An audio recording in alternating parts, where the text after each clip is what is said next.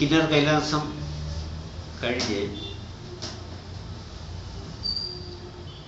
തിരിച്ച് ഞങ്ങൾ രാംപൂരിൽ വന്ന് ജലോറി പാസിൽ ഒരു ദിവസം തങ്ങി. ജലോറി ചുരം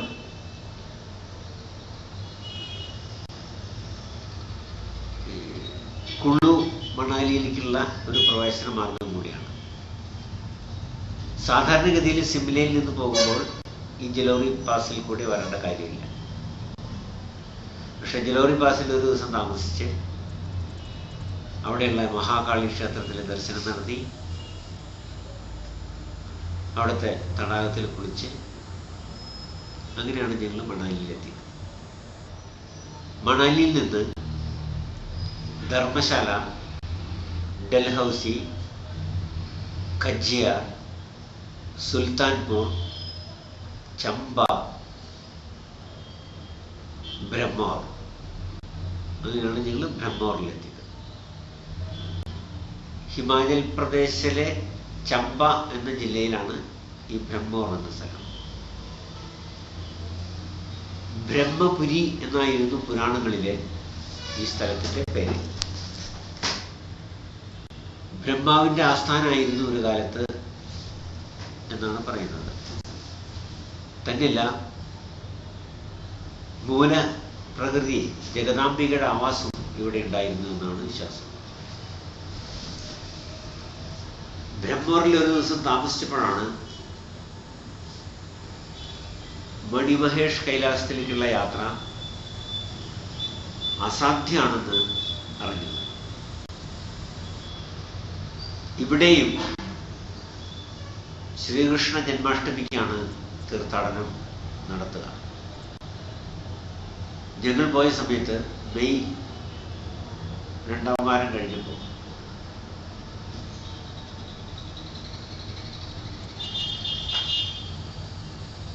ഗ്ലേഷ്യറുകൾ, ഹിമാനികൾ ഉരുകിത്തീരാത്തത് കാരണം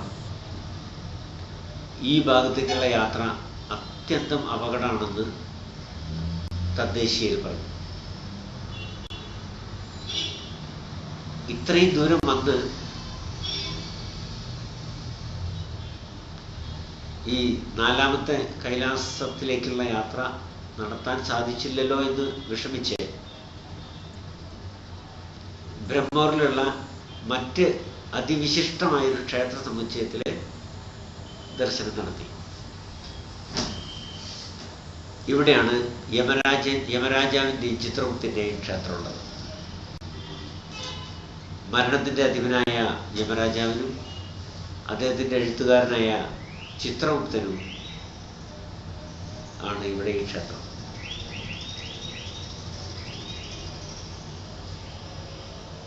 എല്ലാവരുടെയും ചിത്രങ്ങൾ മനസ്സിൽ ഗുപ്തം ചെയ്തു വെച്ച ആള്. ഗുപ്തം ചെയ്യുക എന്ന് പറഞ്ഞാൽ ഒളിപ്പിച്ചു വയ്ക്കുക, അതാണ് ചിത്രഗുപ്തൻ. അപ്പോൾ മരിക്കാറായവരുടെ പേരുകൾ ചിത്രഗുപ്തൻ്റെ മനസ്സിൽ തെളിയും. അത് യമരാജാവിന് സമർപ്പിക്കും.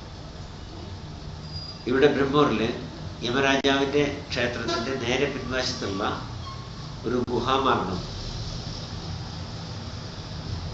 മരിച്ച ആത്മാക്കൾക്ക് പോകാനുള്ള തുരങ്കാണെന്നാണ് വിശ്വാസം. വൈതരണി നദിയും ഇവിടെ ബ്രഹ്മോറിലുണ്ട്. അപ്പൊ ഇതൊക്കെ വെച്ച് നോക്കുമ്പോൾ പുരാണപ്രസിദ്ധമായ ഒരുപാട് സവിശേഷതകളുള്ള സ്ഥലമാണ് ബ്രഹ്മോർ. 1000-ഓളം കുടുംബങ്ങളാണ് ബ്രഹ്മോറിൽ താമസിക്കുന്നത്. കൃഷി, എല്ലാവിധത്തിലുള്ള കൃഷികളും ആപ്പിളും എല്ലാം ഉണ്ട്. തിരിച്ചു പോരല്ലാണ്ട് മറ്റു മാർഗമില്ല എന്ന് വിചാരിച്ചിരിക്കുമ്പോഴാണ് വളരെ യാദൃച്ഛികമായിട്ട് ഇന്റർനാഷണൽ മൗണ്ടനിയറിംഗ് ഫൗണ്ടേഷന്റെ 5 ട്രക്കേഴ്സ് ഞങ്ങൾ താമസിക്കുന്ന ഹോട്ടലിൽ വന്നത്. മണിമഹേഷ് കൈലാസത്തിന് ഹിമാലയത്തിലെ ഏറ്റവും ഡേഞ്ചറസ് ട്രക്കിംഗ് ഏരിയയിൽ പെട്ട ഒരു സ്ഥലമായിട്ട്, പല സ്ഥലങ്ങളിലും പെട്ട ഒരു സ്ഥലമായിട്ട് ഡിക്ലെയർ ചെയ്യാൻ വേണ്ടിയിട്ടുള്ള സർവേക്കാണ് ഇവർ വന്നത്. കിട്ടിയ അവസരം നിങ്ങൾ ഉപയോഗപ്പെടുത്തി. അങ്ങനെ ഇവരായിട്ട് ഒരുമിച്ച് ഞങ്ങൾ മണിമഹേഷിലേക്ക് പോകാനുണ്ടായി. ബ്രഹ്മോറിൽ നിന്ന് 16 കിലോമീറ്റർ ദൂരെ കിടക്കുന്ന ഹഡ്സർ വരെ മാത്രമേ മോട്ടോറബിൾ റോഡ് ഉള്ളൂ. പിന്നെ ട്രക്കിംഗ് ആണ്.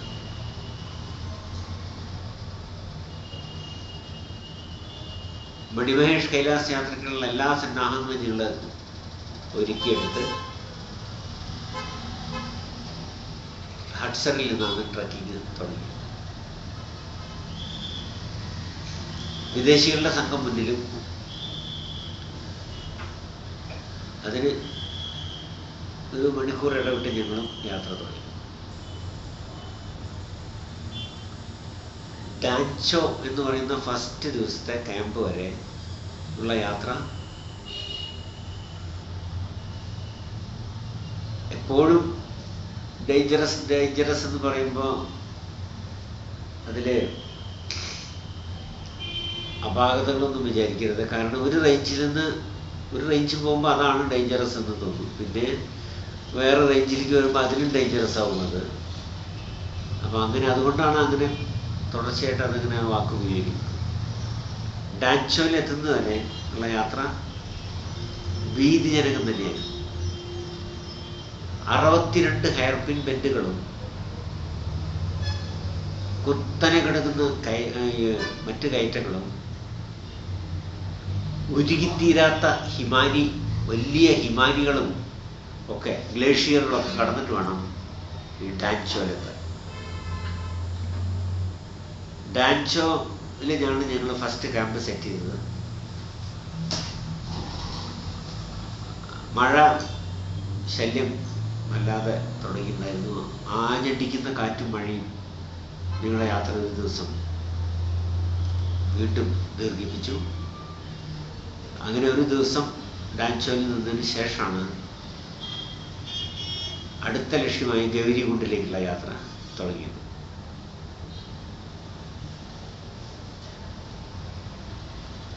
ഗൗരികുണ്ടിലെ കാലാവസ്ഥ രൂക്ഷമായിരുന്നു. താപനിലയും മൈനസിലൊക്കെ എത്രയോ താന്നു പോയി. എന്തായാലും ഗൗരികുണ്ടിൽ വെച്ചിട്ട് പിന്നെ അവിടുന്ന് ലാസ്റ്റ് കയറ്റാണ് മണിമഹേഷിൻ്റെ ടോപ്പിലേക്കുള്ളത്. പിറ്റേ ദിവസം മണിമഹേഷിൻ്റെ ടോപ്പിലേക്കുള്ള യാത്ര ചെയ്ത് എങ്ങോട്ട് നോക്കിയാലും സാഗരം പോലെ കിടക്കുന്ന മഞ്ഞുഭൂമി മാത്രമേ ഉള്ളൂ. മണിമഹേഷിൻ്റെ ടോപ്പിലെത്തി ഞങ്ങളൊരു ദിവസം നൈറ്റിൽ അവിടെ ഹോൾട്ട് ചെയ്തു. അവിടെയുള്ള ശിവകരോത്രി തടാകത്തിൽ ആണ് സ്നാനം ചെയ്ത് മരവിച്ചു പോകുന്ന തണുപ്പിൽ ഞങ്ങൾ അവിടെ സ്നാനം ചെയ്തു. മണിമഹേഷിൻ്റെ ചരിത്രം പറയുന്നത് മഹാഭാരത യുദ്ധത്തിന് ശേഷം പരമശിവനും പാർവതീദേവിയും ഭഗവാൻ ശ്രീകൃഷ്ണനും കൂടി യുദ്ധത്തിൽ മരിച്ച ലക്ഷക്കണക്കിന് ഭടന്മാരുടെ ആത്മശാന്തിക്ക് എന്ത് ചെയ്യണമെന്നറിയാൻ ബ്രഹ്മപുരിയിലെത്തി. അവിടെ വന്ന് മാതാ വിശ്വേശ്വരിയെ കണ്ട് ജഗദാംബയെ കണ്ട്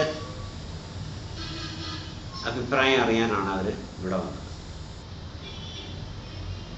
അവരുടെ നിർദ്ദേശപ്രകാരം മണിമഹേഷ് റേഞ്ചിൽ പോയി അവിടെയുള്ള തടാകത്തിൽ ശ്രീകൃഷ്ണ ഭഗവാൻ ബലി അർപ്പിച്ചു. ഇന്നും ശ്രീകൃഷ്ണ ജന്മാഷ്ടമിക്കാണ് ഇവിടേക്കുള്ള തീർത്ഥാടന പ്രവാഹം ആരംഭിക്കുന്നത്. ആ സമയത്ത് സർക്കാരും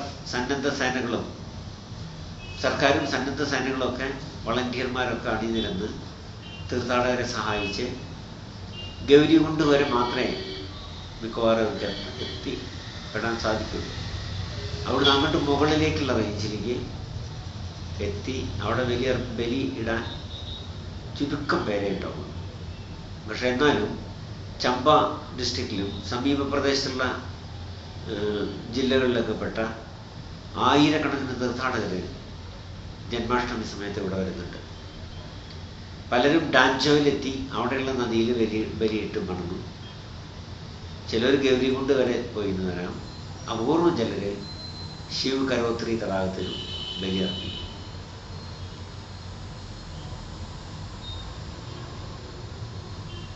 പരമശിവനും പാർവതീദേവിയും ഇവിടെ ദീർഘകാലം ഇവിടെയുള്ള പല റേഞ്ചുകളിലും തപസ് അനുഷ്ഠിച്ചതുകൊണ്ടാണ് ഇതിന് മണിമഹേഷ് കൈലാസം എന്ന് പേര് വരാനുള്ള കാരണം.